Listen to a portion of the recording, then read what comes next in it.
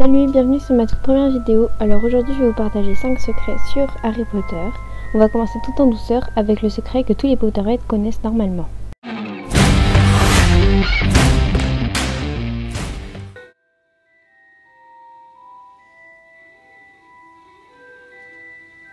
Evanna Lynch était hospitalisée pour anorexie. À la sortie d'Harry Potter 5, elle a supplié son hôpital de sortir pour se procurer ce fameux tome. Et c'est là qu'elle a fait la connaissance de Luna Lovegood, qui est tout de suite devenue son personnage préféré. Evanna a écrit de nombreuses lettres à J.K. Rowling pour la remercier d'avoir inventé cette histoire. Elle lui a également dit qu'elle était anorexique hospitalisée et que ses livres l'aidaient à ne pas baisser les bras. À chaque fois, l'auteur lui répondait.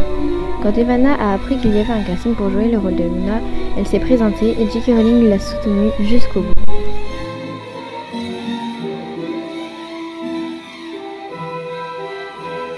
Pour ce deuxième secret, nous nous retrouvons dans la salle des trophées de Poudlard, plus particulièrement là où Hermione amène Harry et Ron voir le nom de James Potter. Nous pouvons aussi apercevoir le nom de McGonagall en haut à droite et le nom de King en haut à gauche, ce qui fait référence à John King, le réalisateur artistique du film.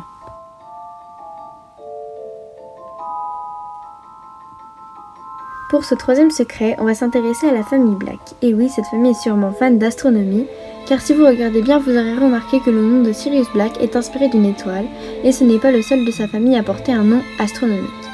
Allons voir le cinquième film dans l'arbre généalogique des Black. Il y a aussi Andromeda, Bellatrix, Cassiopée, Arcturus et Cygnus. Et tant que nous nous intéressons à cette salle, on peut remarquer que vers la sortie, il y a une sirène qui ressemble étrangement au logo Starbucks.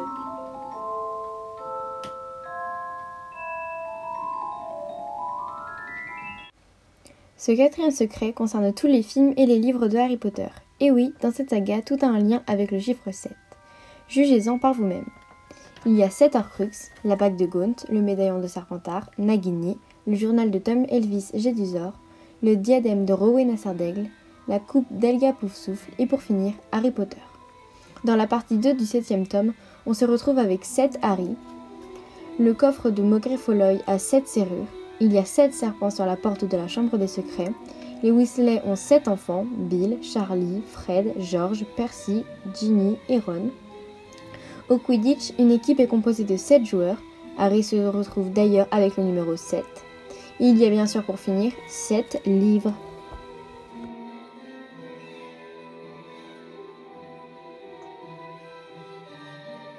Pour ce 5e secret, on va reprendre la première réplique du professeur Rogue. Qu'est-ce que j'obtiens quand j'ajoute de la racine d'asphodèle en poudre à une infusion d'armoise? Si vous êtes doué en botanique, vous avez sûrement déjà remarqué le double sens de cette phrase. Mais pour les autres, je vais vous l'expliquer.